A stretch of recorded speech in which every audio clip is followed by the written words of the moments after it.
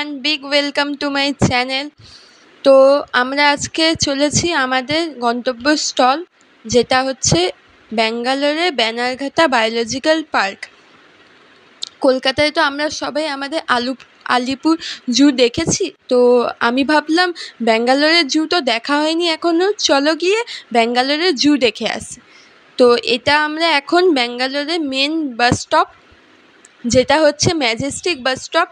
এখান থেকে তোমরা ব্যাঙ্গালোরের সব জায়গার বাস পেয়ে যাবে। আর একটা তোমাদের ইনফরমেশান দিই কি, এখানকার বাসে যদি 70 টাকা তোমরা পাস কেটে নাও, যে সেটা নন এসির ক্ষেত্রে, এসির ক্ষেত্রে আলাদা, তাহলে তোমরা পুরো ব্যাঙ্গালোর সেই দিনটা তুমি 70 টাকায় ঘুরতে পারবে, আর কোনো টিকিট কাটতে হবে না তোমাদের। তো ফাইনালি আমরা বাসে উঠে গেছি ম্যাজেস্টিক থেকে ব্যানারঘাটা বায়োলজিক্যাল পার্কের জন্য। ম্যাজেস্টিক থেকে 1.5 ঘন্টার মতো লাগে বাসে যেতে। তো যারা বাইকে যাবে তাদের কিন্তু আমি সাজেস্ট করি কি বাইকে যাওয়াটা ভালো, কারণ আমি গেছিলাম গরমকালে, ভীষণই গরম লাগছিল, তাও মুখ চোখ দেখে তোমরা বুঝতেই পারছো। তাও একটা ব্যাঙ্গালোরের জু দেখবো। সবচেয়ে বেশি আমি ইন্টারেস্টেড ছিলাম সাফারির জন্য। আসো তোমাদের সাফারির গাড়িটা দেখাই। এটা হচ্ছে আমাদের সাফারির গাড়ি, যেখানে করে আমরা ব্যাঙ্গালোরের জুয়ের সাফারির ভেতর যাব, মানে অ্যাকচুয়ালি জঙ্গল সাফারি যাকে বলে আর কি।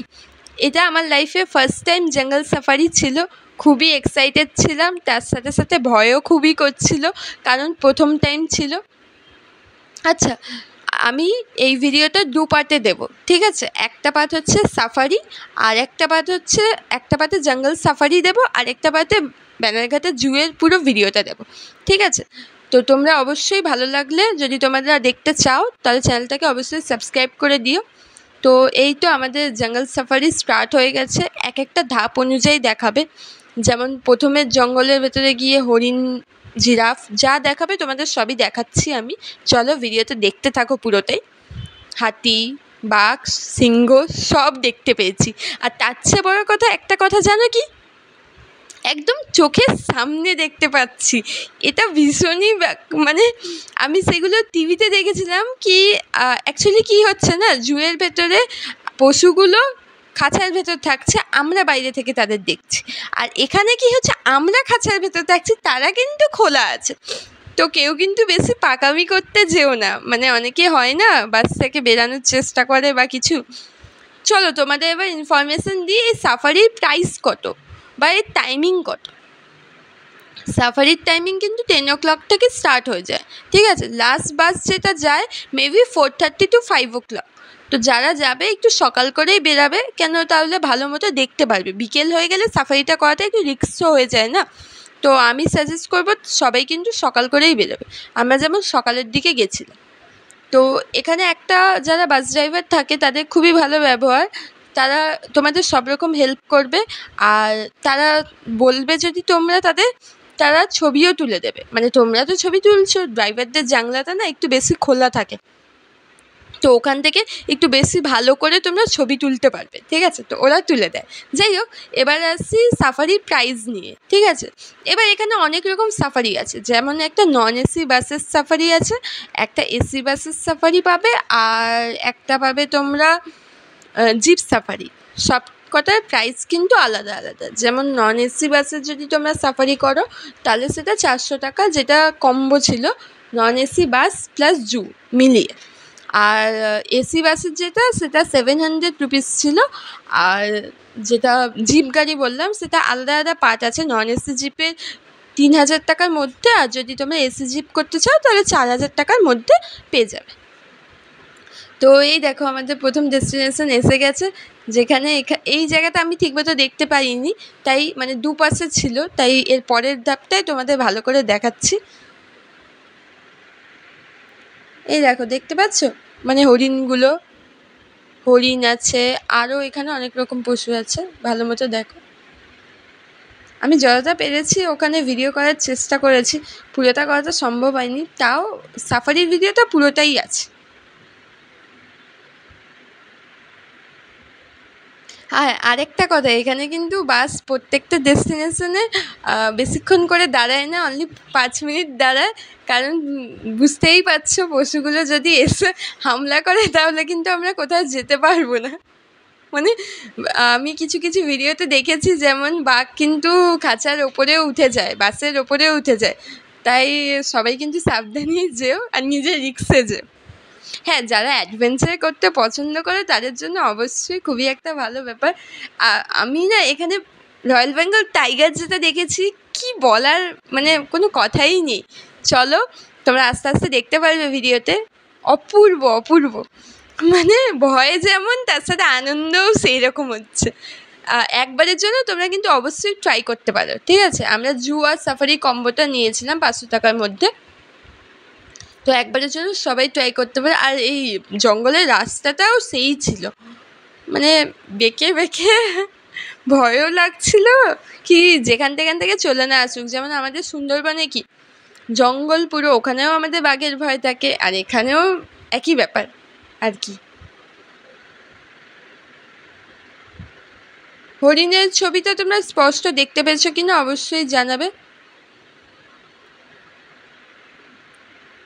এরপরে আবার ধাপ আসছে, এক একটা পাঠ করে আসছে। ওখানে না বলছিল, ঠিক আছে, কিন্তু যেহেতু কি বলবো, মানে এই সাফারি গাড়ির আওয়াজটা ভীষণ পরিমাণে ছিল। এই দেখো এবার হচ্ছে হাতি। হ্যাঁ, তোমরা কিন্তু এখানে ভেবো না কি হাতিটা খাঁচার ভেতর আছে, ও মোটেও খাঁচার ভেতর নেই। ওটাকে একটা বাসের কঞ্চি টাইপসের দিয়ে বাঁধাও নেই, ওটা বাসের কঞ্চি টাইপসের আছে। হাতিটা ওই দিক দিয়ে ঘুরেও কিন্তু আসতে পারে এখানে। তাই বেশিক্ষণ এখানে এইটা মানে কি বলে, জঙ্গলি হাতি টাইপসের বলতে পারো, তার জন্য বেশিক্ষণ দাঁড় করায়নি, তাড়াতাড়ি চলে গেছিলো। দেখো ওই পাশেও হাতি আছে। হ্যাঁ, আরেকটা কথা কি, মানে ধরো 2জন গেলে ইয়া 3জন গেলে, 2জন পার্সনের জন্য কিন্তু একটাই উইন্ডো সিট পাবে তোমরা। হ্যাঁ, এই ভিডিওটা আমি অনেক দিন আগেরই ছিল, আমি অনেক দিন আগেই গেছিলাম, কিন্তু দেওয়া হয়নি, সময় করে উঠতে পারিনি। তোমরা যেমন জানো জবেরও প্রেসার আছে একটা, তো আজকে ফাইনালি এডিট করতে বসেই গেছি। আরও অনেকগুলো ভিডিও আমার কাছে কন্টেন্ট পড়ে আছে, মানে এইরকমই ট্যুর ব্লগ পড়ে আছে, তো ওগুলোও এডিট করবো আস্তে আস্তে। আজকে তোমাদের সবার জন্য 1K ফাইনালি কমপ্লিট হলো, তাই আমি ভাবলাম এই ভিডিওটা এডিট করে দিই ফাইনালি। আর হ্যাঁ, এখানে যাদের ওখানে দেখছো, হ্যাঁ এখানে দেখো বাঘ কিন্তু জল খেতে আছে, হাতিও আছে আর বাঘও আছে। হ্যাঁ, এদের যাদের দেখছে এরা কিন্তু মানে কোনো ট্যুরিস্ট না, এরা হাতিদের বা দেখাশোনা করে, ওদেরও সেফটির ব্যাপার আছে সব কিছু। ওরাও নিজেদের জীবনের ঝুঁকি নিয়েই কাজ করে, কিন্তু কি হয়, সবাইকে কাজ তো করতেই হয় না, এটাই হচ্ছে ব্যাপার। যতটা সম্ভব আমি ভিডিও করতে পেরেছি।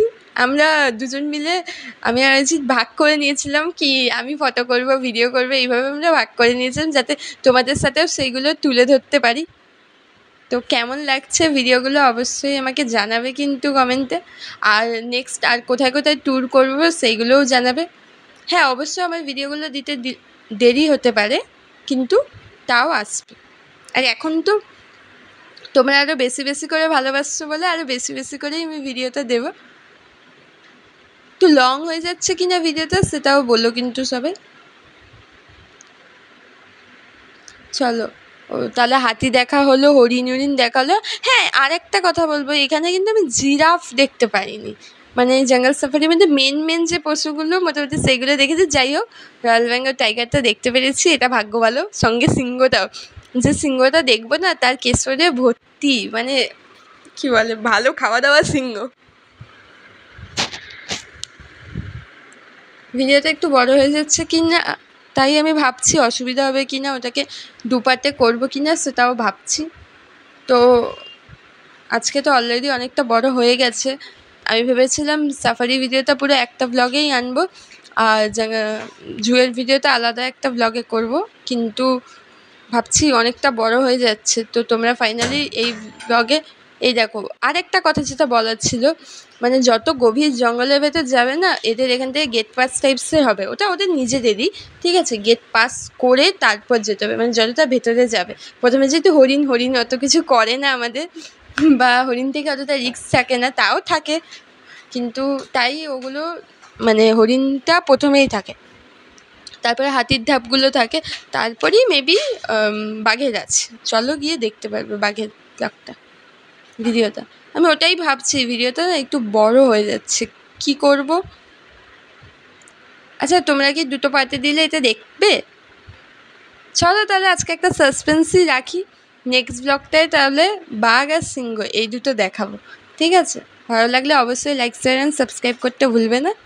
চলো আজকে টাটা, এখানে নেক্সট ব্লগের জন্য অপেক্ষায় থাকো।